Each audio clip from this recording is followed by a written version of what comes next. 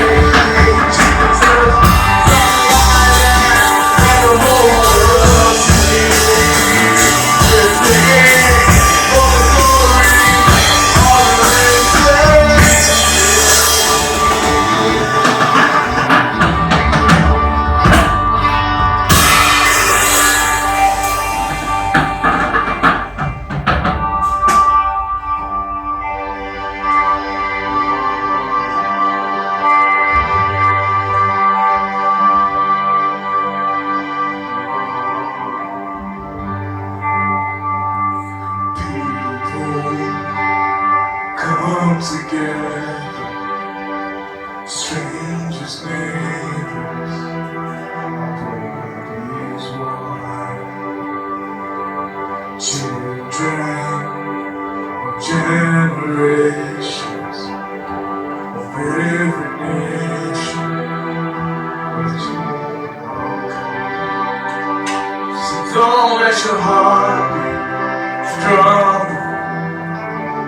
Hold your head up high, don't fear evil.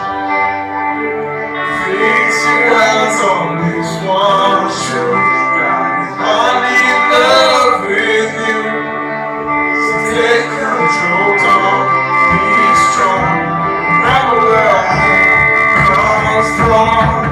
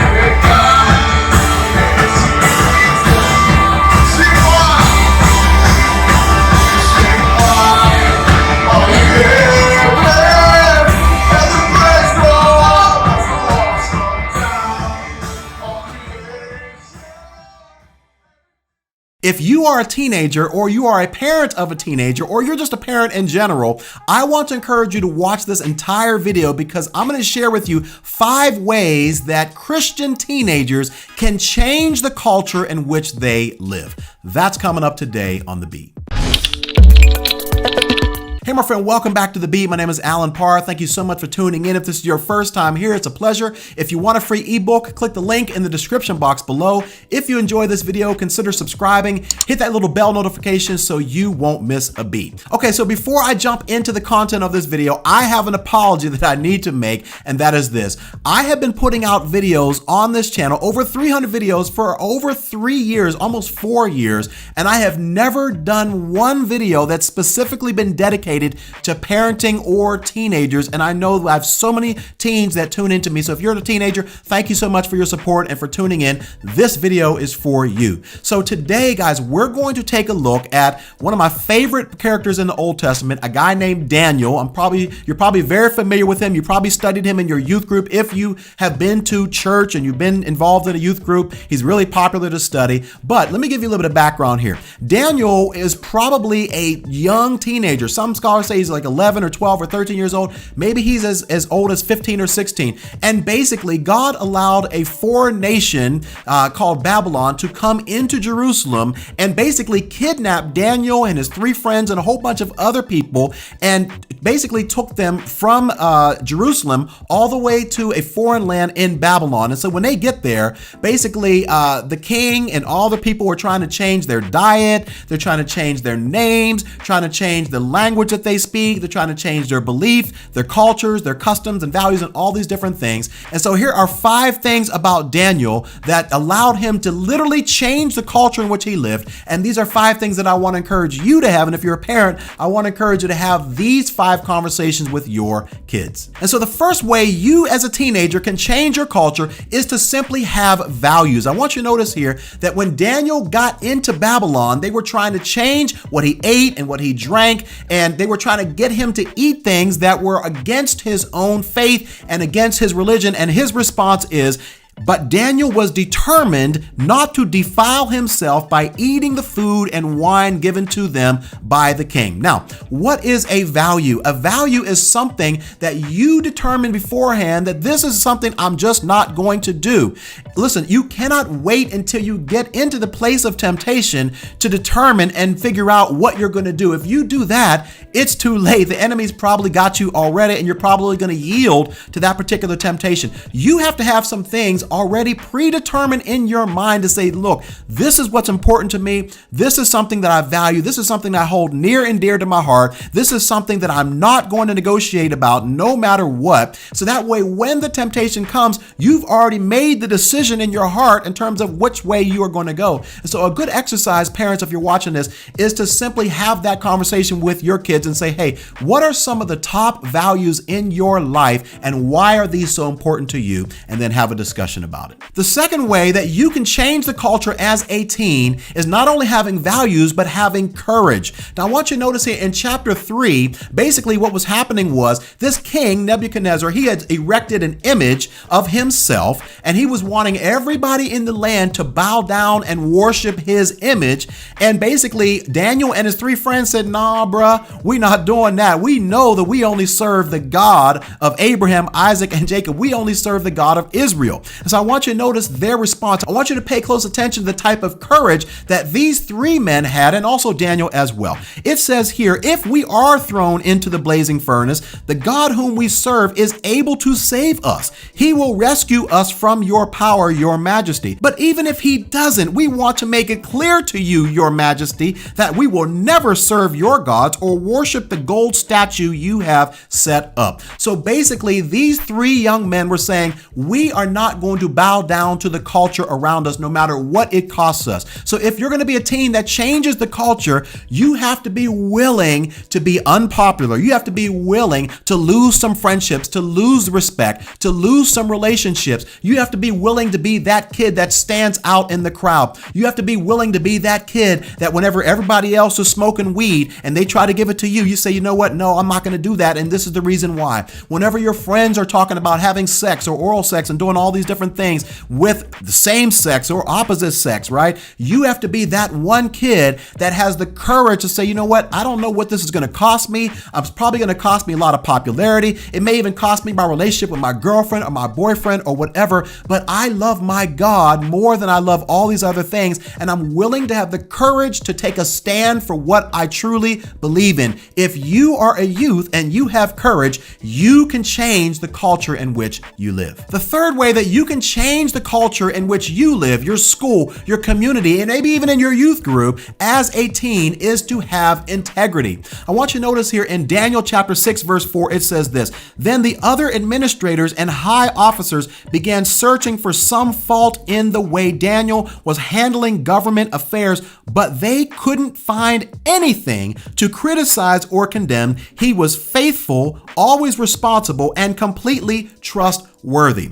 So basically, these guys were trying to find something, anything, any sort of slight evidence that they could point to and say, you know what, this is a crack in Daniel's character. We can point to this and say, you know what, we can exclude Daniel because Daniel doesn't have integrity. But they searched and searched and could not find any single thing that they could point to that would hint towards there being a crack in Daniel's character. And this is how you can change a culture as a teen. You can live your life in such a way that you are so above reproach that even if people try to look at everything in your life, even if they look in your backpack, even if they look in your car, even if they look through your phone and all of your text messages, even if they look through all of your browsing history on YouTube and off of YouTube, and they look and see all the different sites that you're looking at, right? You can be that teen that is above reproach, and you can give them your phone. You can give your parents your phone. You can give your coaches anything, and they can look at you and say, you know what? I've searched for this, and I can't see any sort of thing that would cause me to think that this young man or this woman is not walking in integrity. Now, there's something about me that you may not know, and I used to teach high school for 11 years. And I want to touch on something for just a moment, because one of the ways that I saw a lack of integrity in high school was through cheating in school. And if you're watching this, I know that you probably know what I'm talking about, because it was a huge problem in the school that I taught in. And parents, if you're watching this, sometimes we're not off the hook here, because sometimes we put so much pressure on our kids to do well in school that oftentimes they're under this pressure and they feel like they have to cheat in order to keep their parents happy so they can get the grades that they want. And oftentimes parents, I'm going to get back to the kids in just a moment, but oftentimes parents, we want our kids to be happy, to do well in school, not so much because of them, but because it makes us feel better about being a good parent, and we can stick our necks out and be proud and brag about our kids and doing so well in school to all of our friends and our family members and our neighbors, because it makes us feel like we're being a better parent. Now, one of the things that kids will do is they will cheat in school. And oftentimes they'll do this in a variety of ways. They'll want to look at the test of last year's test or whatnot. They'll want their friends to tell them what is on the test so that maybe they'll be more prepared than someone else would be if they just went in and took that test. Listen, all of this is a sign of a lack of integrity, cheating in school. So you need to be that kid in school that says, hey man, I know you got the test in 7th period. I'm in 1st period. I already took the test. Do you want to know what is on the test so that you can get a good score? You want to be able to say, you know what? No, that's not going to be a good idea, because I don't want to have any advantage over the kids in my class because I already know what's on the test. You need to have integrity as a teenager. And parents, sometimes you can be just as bad on this, because if you keep your child home from school whenever that kid is not sick, and you want them to have more time to study for that test so they can be more prepared, what type of lesson about integrity are we teaching our kids if we as parents are willing to cheat the system so that our kids can get a better grade? The fourth way a teenager can change the culture in which they live is to have a spirit of excellence. Notice what it says here in Daniel 6, verse 3. Daniel soon proved himself more capable than all the other administrators and high officers. Because of Daniel's great ability, the king made plans to place him over the entire empire. So I want you to notice here, this will be a quick point, but basically because Daniel was excellent in everything that he did, he had a high standard of excellence, he was able to get promoted to the next level. And one of the things that I'm seeing in so many youth is just a lack of excellence, a willingness to be mediocre and to be average and to just be glad that they passed a class or they don't do their homework anymore. And it's just not really being a youth that has a high standard of excellence. If you want to change a culture and if you want to be successful in life, you must have a high standard of excellence. And then the fifth and final way that you can be a team that changes the culture around you is to have the right spiritual disciplines. I want you to notice here in Daniel 6, once again, it says here, but when Daniel learned that the law had been signed, he went home and knelt down as usual in his upstairs room with its windows open towards Jerusalem. And here it is. He prayed 3 times a day, just as he had always done, giving thanks to his God. Then the officials went together to Daniel's house and found him praying and asking for God's help. Listen, this wasn't just something that Daniel learned whenever he got to Babylon. This was obviously a practice, a discipline in Daniel's life. And so if you want to be successful as a teen, if you want to change the culture, if you want to be able to go off to college and not lose your faith that your parents instilled in you, you must have the right disciplines in your life right now. Prayer, studying the Bible, going to youth group, spending time with God, worshiping God, all these things.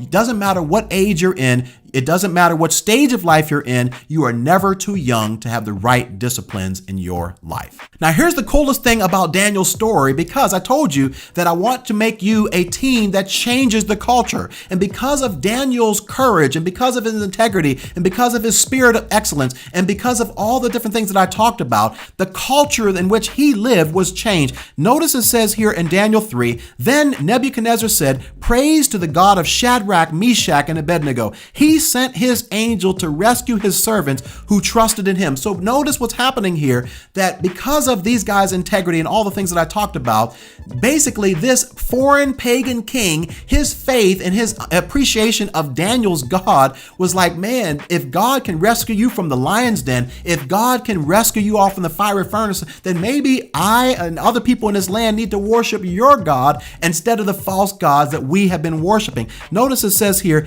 they defied the king's command and were willing to die rather than serve or worship any god except their own God. This is Nebuchadnezzar talking about these young men. Therefore, I make this decree. If any people, whatever their race or nation or language, speak a word against the God of Shadrach, Meshach, and Abednego, they will be torn limb from limb, and their houses will be turned into heaps of rubble.